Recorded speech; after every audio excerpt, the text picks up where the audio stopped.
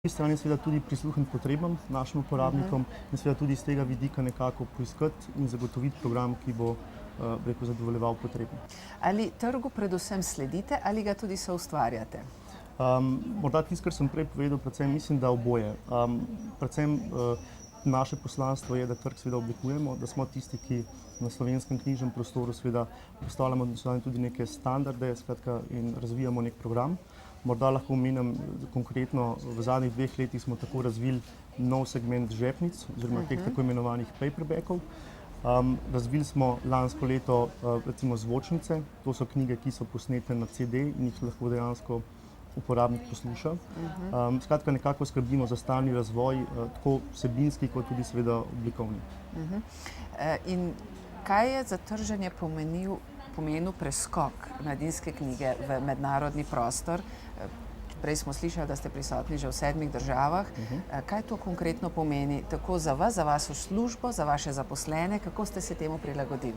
Ja, zdaj prvič mislim, da ena vrednota ali pa ena lastnost, ki Mladinsko knjigo odlikuje, da smo bili že dolgo nazaj odprti v svet in pripravljeni sprejemati nekaj znanja tudi iz tujine. Mislim, da je to ena prednost, morda tudi, ki je prednost pred ostalimi preko konkurenčnimi založbami. In seveda hkrati smo se na podlagi tega, da smo se učili, seveda je danes pred nami naloga, da ta nek know-how ali znanje, ki ga imamo, seveda uspešno prenašamo na nove trge.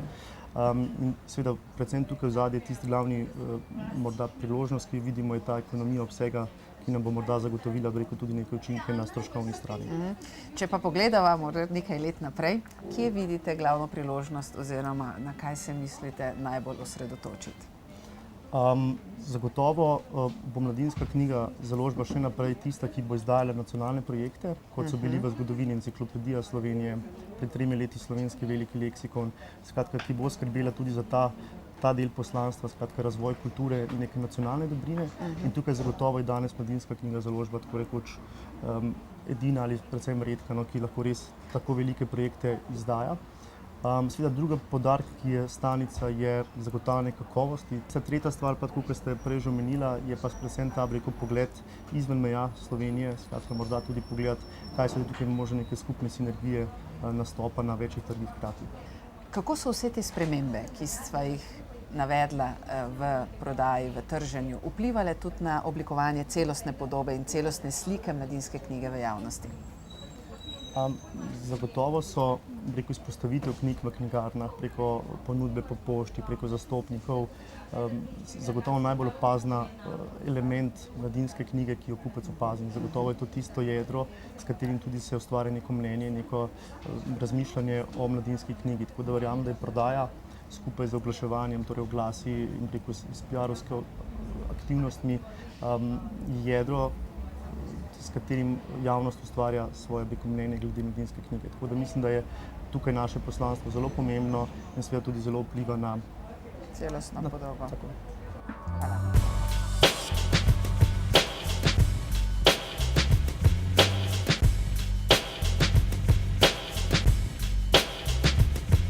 Mladinska knjiga je smelo stopila tudi v mednarodne vode. S kakšnimi izzivi ste se srečevali? Gotovo jih je bilo precej. Res je.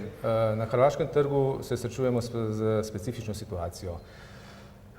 Medijska scena je relativno hladna, zaprta do slovenskih podjetij oziroma do slovenskih izdelkov. Mi imamo srečo, da se ukvarjamo z knjigo. Naš temeljni izdelek je knjiga, ki je sam za sebe medij, za razliko recimo od jogurtov ali od čevljev, ki ne govorijo zgodb. Mi lahko s knjigo govorimo zgodbe, torej lahko knjigo uporabljamo kot svoj medij.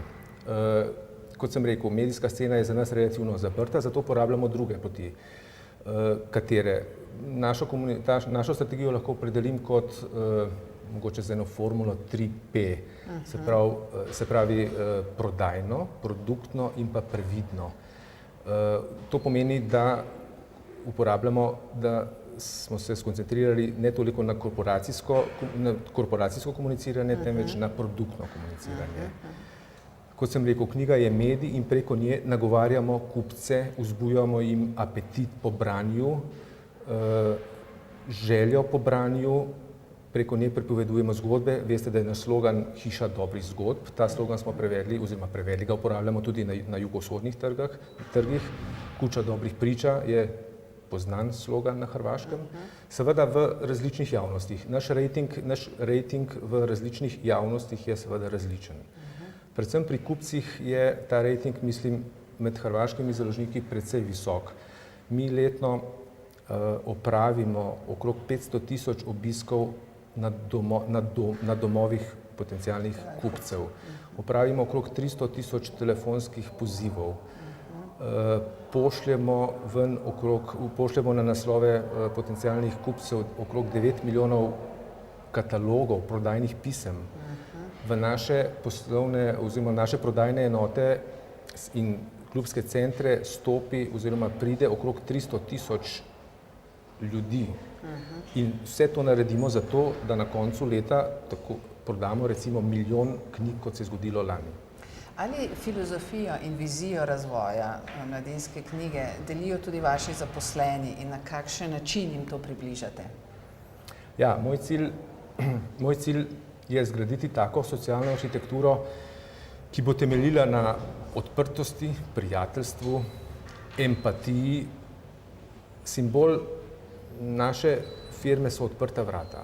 Družba je relativno mlada. V tem trenutku kroži po firmi 14 pripravnikov.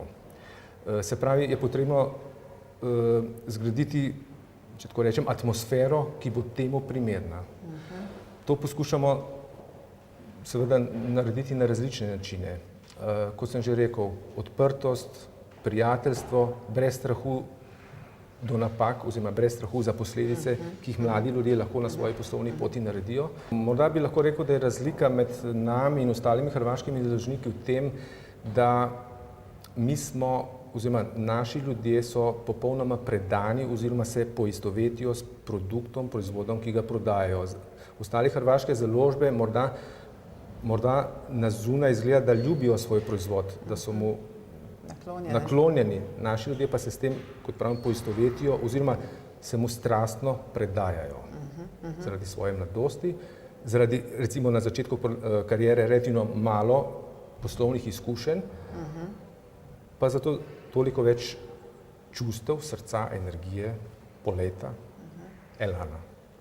In v strukturi ponudbe, koliko je nacionalnega programa in koliko je ostalih programov, mednarodnih, morda tudi slovenskih? Razmerje je približno 2/3 proti 1/3. Poskušamo tretjino programa ohranjati izvorno nacionalno hrvaškega, lokalnega. Moram reči, da z nami sodelujejo eminentni hrvaški avtorji, namreč do naših avtorjev oziroma za nas so to najpomembnejši dobavitelji v narekovaju, pristopamo kredibilno, konsistentno in na ta način poskušamo z neko poslovno etiko, pravočasnostjo, z upoštevanjem pravil igre doseči, kot sem rekel, da so naši tako rekoč hišni avtorji, najbolj znana hrvaška pisateljska imena, lahko naštejem samo Miro Gavrana, Sanjo Pilić, Julijano Matanović, Pavao Pavičića. Vse to so avtorji, ki že dolgoletno, tradicionalno sodelujejo z našo založbo. O prevzemu novih zadolžitev, kaj je bil za vas največji izziv? Največji izziv je bil ohraniti dober ritem poslovanja, uspešen ritem poslovanja, ki ga je vpeljal oziroma razvil moj predhodnik. Ohraniti ritem sem si zadal za prvo nalogo. Druga naloga pa je bila na ustrezen način implementirati vrednote hrvaške družbe v novo nastajajočo skupino Mladinska knjiga. Mladinska knjiga postaja na nek način, prehaja iz internacionalnega podjetja v multinacionalno podjetje. Prej smo delovali relativno samostojno, avtonomno na posameznih trgih. Z večanjem obsega delovanja, z upoštevanjem sinergij, pa postajamo multinacionalno podjetje. To je bilo potrebno ugraditi v glave, v razmišljanje sodelavcev, da smo soodvisni, da smo soodgovorni za skupino kot tako, kar v preteklosti ni bilo. Družba je delovala uspešno, ampak relativno samostojno, zdaj pa prehajamo v drugo fazo.